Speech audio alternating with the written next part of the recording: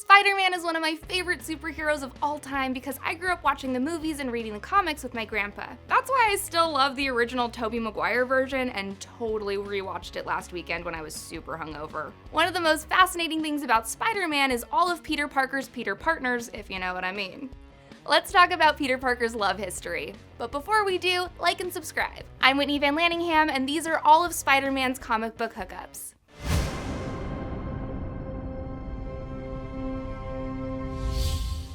Peter Parker is one of the biggest paradoxes in the Marvel Universe. He's a total dork, but he always somehow manages to find ultra smokin' babes to date. He's such a dweeb! How does he get all those hot girls? Peter Parker's very first love interest is Liz Allen, a girl he goes to high school with. Unfortunately, she's dating Peter's school rival, Flash Thompson, so even though he's crushing on her hard, it takes a while to get her to reciprocate those feelings. She starts flirting with Peter a little bit, but Peter is way too distracted by being Spider-Man, and by his new coworker, Betty Brant. Peter meets Betty while he's freelancing as a photographer at the Daily Bugle. This gal Friday really had it all. Brains, ambition, a great work ethic, and is basically a total boss babe. She's in the market for a reliable, stable guy, but unfortunately, Peter just isn't that. He keeps blowing her off on dates to go be Spider-Man, and Betty is fortunately smart enough to break it off. During his freshman year at Empire State University, Peter meets Gwen Stacy, but shortly after they first start flirting, Aunt May lands herself in the hospital, and Peter is once again too distracted to maintain a relationship. This dude has serious attention span issues. Gwen starts dating Harry Osborn when she realizes that things aren't really going anywhere with Pete. That's when Mary Jane comes in, stealing hearts of nerds everywhere with her signature quote, "Face it, Tiger, you just hit the jackpot." MJ is a totally rad chick and always seems to be the life of the party, but in reality, her past was actually pretty dark. She's too much of a party girl for Pete to handle, so he breaks it off with her after dating casually for a little while. When Spidey gets back with Gwen Stacy, I think we all thought that this was it. Spider-Man and Gwen were so in love and so perfect for each other. The two start talking about marriage and forever, and it really seems like Peter Parker has finally found the one. Unfortunately, that's when things take a turn for the worse, and the Green Goblin tosses an unconscious Gwen off the Brooklyn Bridge. Spider-Man tries to save her with a web line, but he snaps her neck in the process.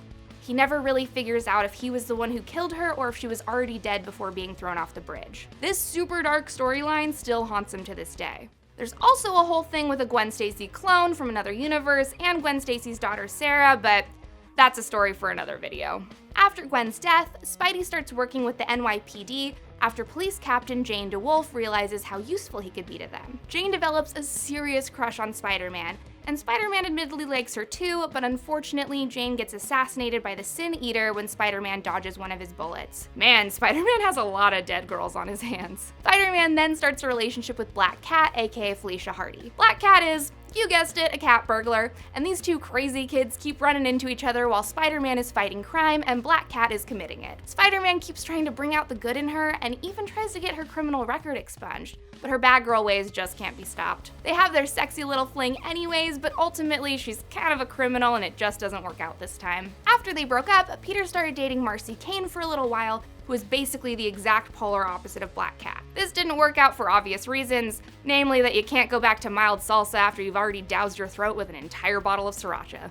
Next, Spider-Man starts dating Debra Whitman. Debra is definitely one of the most interesting girlfriends Spidey's ever had, because their relationship was partially based on her schizophrenic notion that she was actually convinced that her boyfriend Peter Parker was Spider-Man. She got so obsessed with the idea that Peter was Spider-Man, despite all the times Peter was like, "Yeah, dude, no, I'm not Spider-Man, I'm just Peter." So things got a little sad for Pete. He talks to her psychologist who recommends that Peter put on a Spider-Man costume and reveal himself to Debra to defeat the illusion. Peter's like, "That's never gonna work, and also it's kinda weird for me because reasons." But then he does it and it works out and they have to break up. Peter rebounds with Sissy Ironwood in college, but they don't really get very serious, so whatever. In a super weird, random, borderline psychotic move, Peter meets up with Mary Jane again and proposes to her totally out of the blue. Because she's a sane human woman, MJ rejects him immediately. Spidey tries to ease his broken heart by hooking up with Black Cat again, but when he tries to open up to her and reveal his true identity, Black Cat is all, ew, and bounces. Seriously, Black Cat has commitment issues, but it's not surprising. She was so obsessed with Spider-Man, and it was obvious in hindsight that she'd never be into Peter Parker. Pete goes on a little romantic hiatus when one of Wolverine's buddies gets killed in Europe, but as soon as he gets back from Germany, he reconnects with MJ and proposes to her again like a jackass. Much to my surprise, and probably his,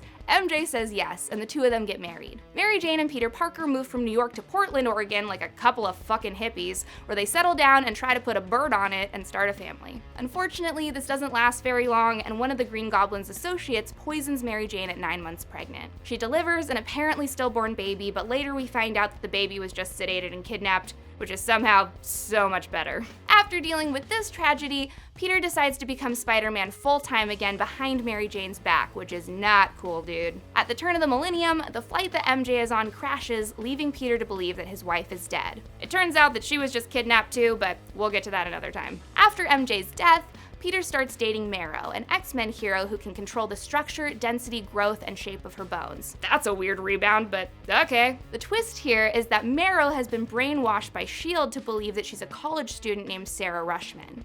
Spider-Man helps her fake her own suicide. So romantic. And she escapes. Peter actually ended up dating a bunch of X-Men babes in other universes, like Rogue, Kitty Pryde, Emma Frost, Sophia Sandoval, and who knows who else. Out of those ladies, my personal favorite is Sophia Sandoval because she can communicate with animals, including pugs! On the rebound once again, Peter stumbles upon Jill Stacy, one of Gwen's cousins. They flirt a little, but thank God they don't actually start dating because that would be super awkward. Like, sorry your cousin died, but you're super hot and daddy needs to shoot his spider splooge somewhere.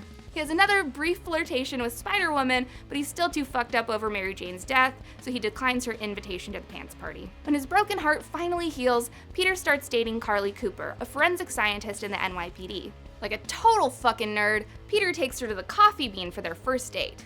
Like, seriously, the Coffee Bean? With all the amazing coffee in New York, you took a first date to the Coffee Bean? What about Toby's Estate or the Swallow Cafe? The only worst place he could have taken her was Starbucks, but whatever.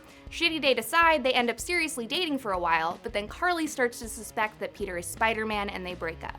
Spider-Man also has a brief fling with Ms. Marvel during this time period. He asks out Carol Danvers by telling her that he'll only help her if she goes out on a date with him, which is totally normal and not creepy and manipulative at all. They go on a date and hit it off, but then Venom ruins it for them like he always does, and the two of them drift apart. Next, Peter has a Gossip Girl phase and makes out with Mia Flores a few times while she's trying to get a spot on page 6 with Harry Osborn. Ultimately, Peter isn't attracted to her whole social climber Instagram model vibes and calls it off.